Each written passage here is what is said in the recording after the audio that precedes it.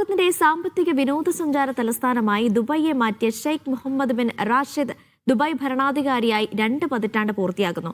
2006 ജനുവരി 4-നാണ് അദ്ദേഹം അധികാരമേറ്റത്. 20 വർഷങ്ങൾ പിന്നിടുമ്പോൾ ലോകം ആ ഭരണ മികവിനെ ആദരവോടെയാണ് നോക്കിക്കാണുന്നത്.